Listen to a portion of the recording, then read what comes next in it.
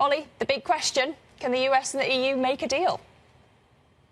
Yeah, so Lizzie, I think everybody wants a fair deal. I think everybody's got a pretty different idea of what that means. Let's just get to the tweet that we got from Maros Sefcovic, the trade representative from the EU, after his discussions with leaders and policymakers over in the United States, saying that the EU remains constructive and ready for a fair deal, including reciprocity through zero tariffs. On industrial goods and also working on non-tariff barriers. Let's deal with each of those, right? There's zero for zero. This is the proposition of basically creating a free trade zone between the EU and the United States on industrial goods. We should say that before all of the tariff activity that the United States imposed upon the EU and around the world, the basic difference in terms of tariffs between the EU and the United States was about 0.5% on average. So if we're going to imagine what the United States wants, they're going to want something much bigger than that. That takes us to the very thorny and very complex discussion of the non-tariff barriers that the U.S. wants to dissolve from the EU. What they mean by that is still not entirely clear. We had Peter Navarro over the weekend talking about value-added tax. Whenever you talk to ministers in Europe about getting rid of the value-added tax, it's basically a non-starter. It's effectively a sales tax that is indiscriminate on whether something is an export or an import. You have food safety standards. This is another issue that the Trump administration has brought up on repeated occasions. They're also potentially something where you could actually find some space, potentially auto regulations. If you have a sort of uniform auto regulation for the EU and the United States,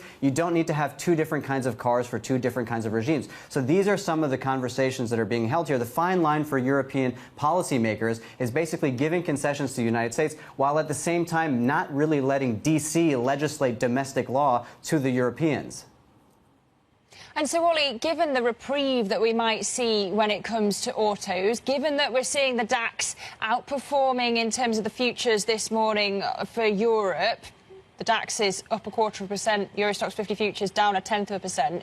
What do you expect is going to be the reaction from Europe's automakers this morning? Yeah, so let's just get to sort of what the president actually said, because in all of these discussions and basically the markets hanging on every single word of every single member of the cabinet, we did hear from Donald Trump yesterday talking about the auto tariffs. Have a listen to what he had to say.